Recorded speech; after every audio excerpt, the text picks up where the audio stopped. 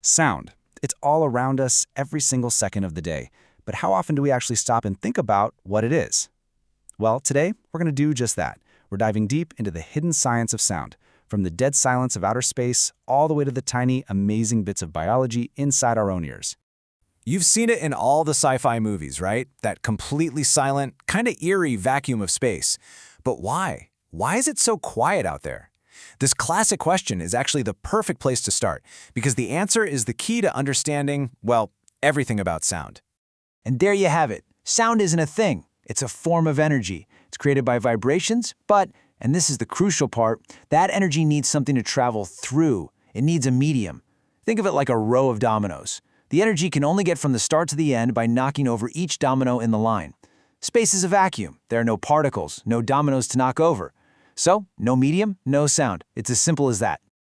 Okay, so we know sound needs a medium to move. But how does it actually work? What's the real difference between, say, a tiny bird's chirp and a huge lion's roar? To get that, we need to zoom in and look at the actual physics of sound waves. So, imagine you clap your hands. Right at that moment, you're literally squishing a bunch of air particles together. That creates a little pocket of high pressure, what scientists call a compression. That pocket of squished air then pushes on the particles next to it, which push on the ones next to them, and on it goes. And right behind each little squish is a stretched out area of low pressure, a rarefaction.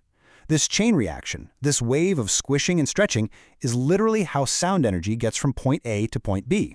Now, what's really cool is that every single sound you've ever heard can be broken down into two basic things. First up is amplitude. That's basically how big and powerful the wave is. Amplitude is what determines how loud something is. And then there's frequency, which is just how fast the wave is vibrating back and forth. Frequency is what determines the pitch. Loudness and pitch. That's it. That's the whole shebang. And get this, because this is a really fascinating part. How we perceive loudness isn't a simple one-to-one thing.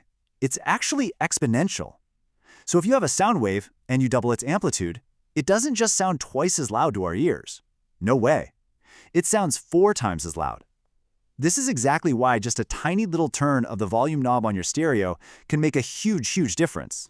And the way we measure loudness, you've probably heard of it, is in units called decibels, or dB for short.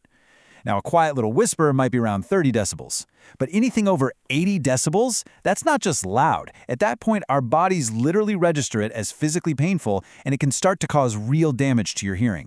So, that brings us to the other side of the coin, pitch. Remember, that's all about frequency. A little bird's chirp is made of super fast, high-frequency vibrations. Our brain hears that and says, hey, that's a high pitch. A lion's roar, on the other hand, comes from these really slow, low-frequency vibrations which create that deep, powerful rumble. It really truly is all about the speed of that vibration. All right, we've talked about the physics, which is cool. But what about us?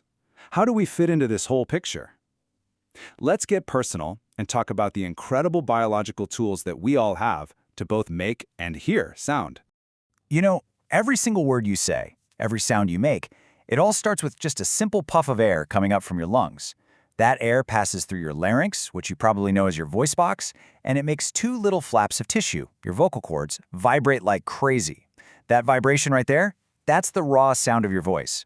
So, have you ever wondered why different people have different pitched voices?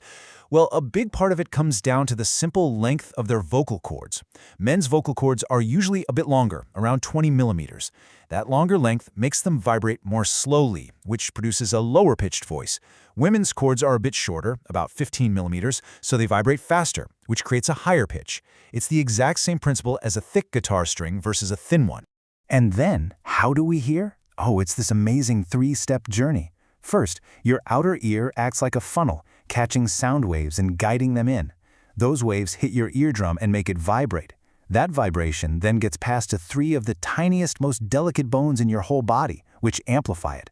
And finally, deep in the inner ear, a snail-shaped tube called the cochlea takes those physical vibrations and translates them into electrical signals that your brain can finally understand as sound. It's just an incredible biological machine. Okay, but here's where things get really wild. What about all the sounds happening all around us, right this second, that our ears can't even pick up? It turns out the world is absolutely buzzing with a symphony of sounds that are completely beyond our ability to perceive. Yeah, our hearing is actually pretty limited. We can generally only hear frequencies between about 20 and 20,000 hertz, or vibrations per second. Anything below that is called infrasound. These are super deep rumbles that animals like whales and rhinos use to talk to each other over huge distances. And then anything above our range is ultrasound. Those are the super high-pitched sounds that bats use for echolocation or that doctors use for medical scans. So the world of sound we hear is just a tiny, tiny sliver of the full acoustic picture. So, sound is absolutely everywhere. But let's be honest, not all sounds are created equal.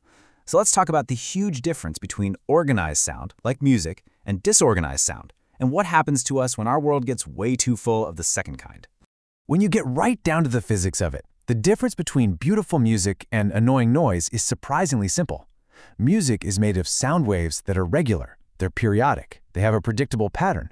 Noise, on the other hand, is just a jumble of irregular, disordered, and chaotic sound waves. One is organized, the other is total randomness. And our brains are just naturally wired to find one really pleasant, and the other, well, not so much.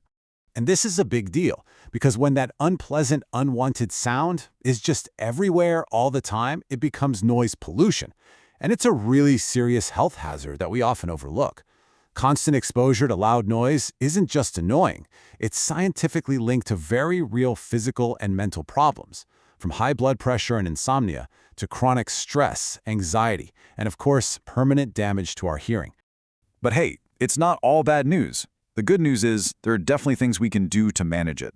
We're talking about pretty practical solutions, like installing mufflers and silencing devices, being smarter about where we locate noisy factories, and even just planting more trees, which it turns out are amazing natural sound absorbers.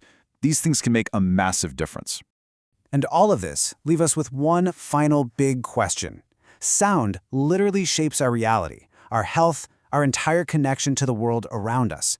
So, as our modern world just keeps getting louder and more crowded with noise, it's worth asking ourselves, what are we losing? What does the sound of quiet, or even just real silence, even mean to us anymore? It's really something to think about, isn't it? Thanks for listening.